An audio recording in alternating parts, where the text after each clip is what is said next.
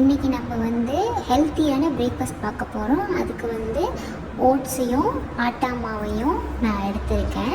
Oats வந்து 1/2 cup oats எடுத்து நான் இந்த மாதிரி கொஞ்சம் கொரப்பாக அரைச்சிருக்கேன். ரொம்ப பவுடராக அரைக்கக்கூடாது. இந்த மாதிரி 1/2 கப் ஆஃப் ரோல் ஓட்ஸ் நான் எடுத்திருக்கேன். டேட்டு நான் பிராண்ட் காட்டுறேன். இது வந்து ஆட்டா மாவு வந்து 1/3 கப் அப்படின்னா எம்எல்ல பார்த்தோம்னா 35 ml ஆஃப் ஆட்டா மாவு நான் எடுத்திருக்கேன்.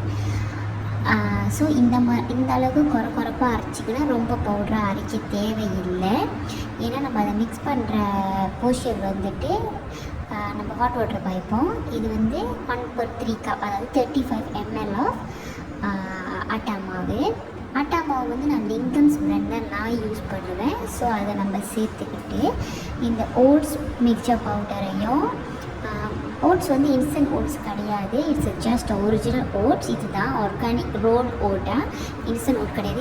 இது fibre, dietary fibre and rich in protein. So high protein high ஃபைபரோட ஒரு பிரேக்ஃபாஸ்ட் அப்பம் எப்படி செய்கிறது நம்ம பார்க்கலாம்.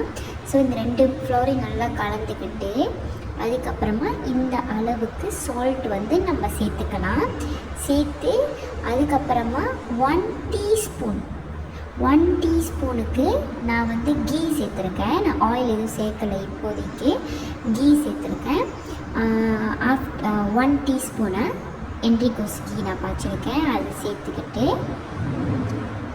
அதுக்கப்புறமா இது எல்லாத்தையுமே நல்லா மிக்ஸ் பண்ணிக்கணும். அது ஒன்றோடு ஒன்று ஒட்டாமல் நல்லா ஈவனாக மிக்ஸ் பண்ணணும். இந்தமாரி ஈவனாக மிக்ஸ் பண்ணி ஆயிடுச்சுல.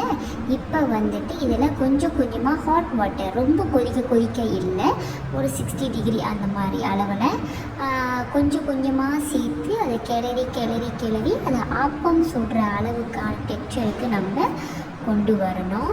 ஸோ இந்த மிக்ஸ் பண்ணி நீங்கள் ஸ்பூனில் செய்யலாம், ஸ்பெத்துலாவில் மிக்ஸ் பண்ணலாம், அண்ட் தென் விஸ்கில் கூட வந்துட்டு மிக்ஸ் பண்ணிக்கலாம். இந்தமாரி கொஞ்சம் கொஞ்சமாக ஆட் பண்ணி நம்ம வந்து மிக்ஸ் பண்ணிக்கணும். அது கெட்டியாகும், ஏன்னா நம்ம ஓட்ஸ் அது வந்து யூஸ் பண்ணியிருக்கிறனால. ஓகே, ஸோ இந்த அளவுக்கு வரணும். நம்ம ஏன் ஹாட் வாட்டர் கொண்டு மிக்ஸ் பண்ணுறோன்னா, ஓட்ஸுக்கு வந்து திக்காவோட இது இருக்குது, ஒரு பகுதி இருக்குது. ஸோ அதனால் வந்துட்டு நம்ம ஹாட் வாட்டரை யூஸ் பண்ணி இதை நல்லா இந்த மாதிரி மிக்ஸ் பண்ணி கரைச்சிக்கணும், கெட்டி இல்லாமல்.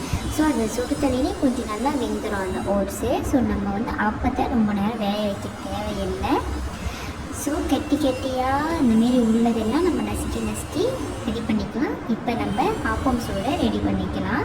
பேனை ஹீட் பண்ணிவிட்டு ஆயில் சேர்க்காமல் ஃபஸ்ட்டு ஒரு கரண்டி அண்ட் தென் another கரண்டி அந்த பேட்டரை ஊற்றி, அப்போ தோசை சுற்றுறமே ரொம்ப வேகமாக அதை சுற்றிடக்கூடாது. இந்தமாரி பிஞ்சு வந்துடும், ஏன்னா நம்ம ஓட்ஸ் வந்து இதில் சேர்த்துருக்கோம். ஸோ நம்ம இந்தமாரி இழுத்து கொஞ்சம் விட்டுட்டு அதை அப்படியே பபிள் விட்டு வரும்.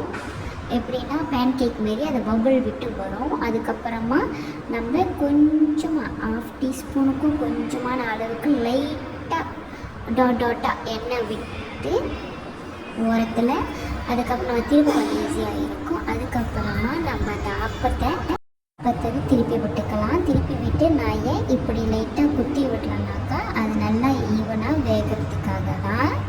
ஆல்ரெடி வந்து ஓட்ஸ் வந்து சுடுத்தலை வெந்துருச்சு. ஸோ இதான் ஆப்பம். இந்த சைஸுக்கு எனக்கு ஒரு 5 ஆப்பம் வந்துச்சு.